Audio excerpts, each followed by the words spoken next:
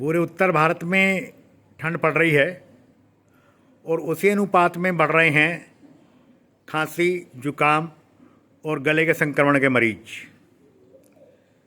सबसे परेशानी वाली बात यह है कि ना तो ये संक्रमण जल्दी से काबू में आ रहा है और एक बार घर के एक सदस्य को यदि संक्रमण हो गया तो घर के सभी सदस्यों को संक्रमण होने की पूरी संभावना रहती है।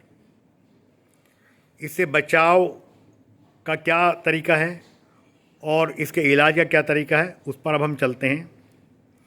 क्योंकि ठंड का मौसम है और ठंड में जाते ही या ठंडी चीज़ों का सेवन करते ही हमारे नाक और गले की जो श्लेष्मा कला है, जो म्यूकस मेम्ब्रेन है, उसमें सूजन आ जाती है और उस पर वायरस तुरंत आक्रमण कर पूरे शरीर को बीमार कर सकता है।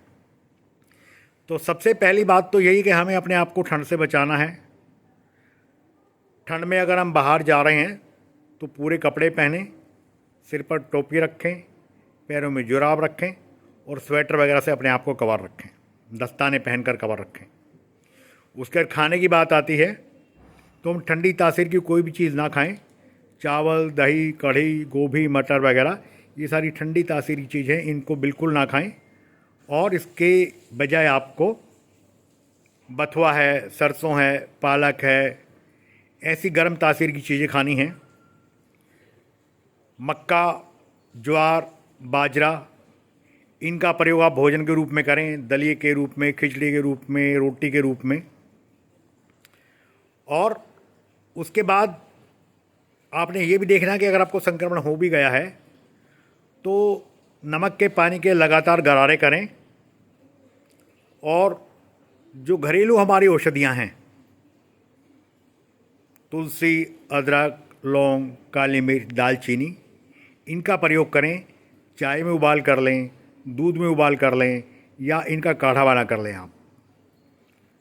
साथ में आपको ये भी देखना है कि ठंड एक बार लग गई है तो उसके लिए फिर हम पूरा बचाव रखें और गरम गरम चीज़ें खाकर बिस्तर में जाकर पसीना लें एक बार, ताकि जो ठंड हमें लग गई है उसका प्रभाव कम हो और जो ठंड के वजह से अंदर बलगम जम गया है, गले में सूजन आ गई है, वो भी कम हो।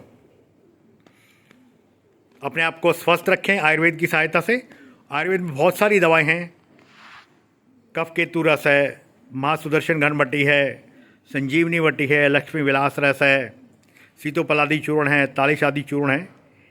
इनमें से दवाओं का आप बहुत अच्छा प्रयोग कर सकते हैं चिकित्सक की सलाह से, क्योंकि ये दवाएं बहुत जल्दी मरीज को आराम देती हैं और बीमारी को तुरंत काबू कर लेती हैं, लेकिन चिकित्सक की सलाह से ही लें।